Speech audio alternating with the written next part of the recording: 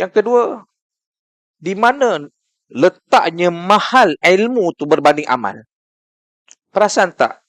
Pandang barang yang sama betul, tapi kenapa fikirnya beza-beza?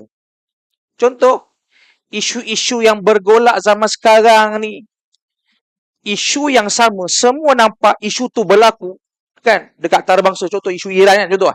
Kenapa pandangan, komen, kan, fahamnya berbeza-beza? Kenapa?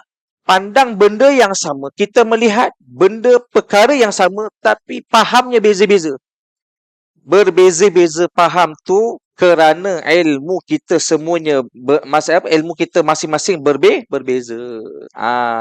Jadi siapa yang tak ada ilmu pasal geopolitik ke yang tengah bergolak sekarang ni, pasal tanda fitnah akhir zaman, benda lah, maka itulah cara dia memandang kesimpulan pada suatu perkara, maka bahaya. Salah faham, salah pandang, salah membuat kesimpulan pada apa yang kita lihat tentang dunia ini, maka boleh jadi sesat, boleh jadi kita kufur, boleh kita tanpa sedar terikut dengan telunjuk Masih Dajjal. Faham semua?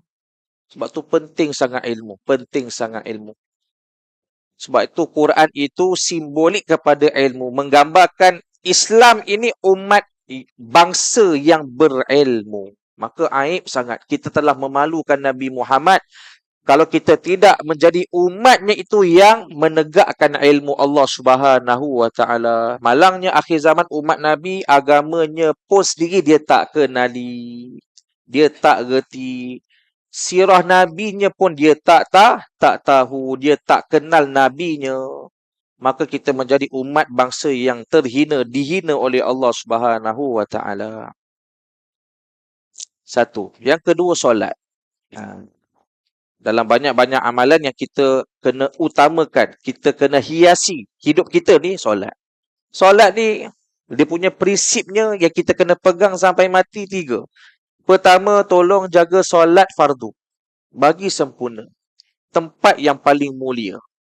Jangan sembahyang kat rumah je jemaah sekalian. Kan? Rumah ni tempat sembahyangnya kaum wanita, kaum hawa. Tempat sembahyang laki-laki tu di rumahnya Allah Ta'ala, di masjid, di surau. Maka nombor 1, tolong sempurnakan kita punya solat fardu. 1. Yang kedua, jaga solat qada kita.